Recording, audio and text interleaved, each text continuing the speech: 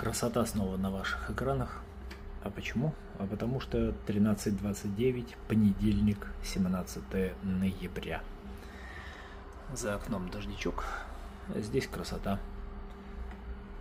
180 грамм сыра из козьего молока, 800 грамм мяса, 3 зубчика чеснока, 6 утиных яиц, желтки которых будут разогреты на небольшом количестве сливочного масла.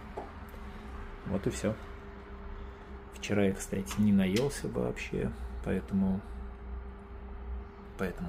вчера бахнул и протеина с небольшим количеством шоколада, назовем его так, и протеиновый батончик 1,5 потом съел какой-то из 5. В общем, вчера не наелся. Мяса нужно есть больше. Вот 800 грамм самое то.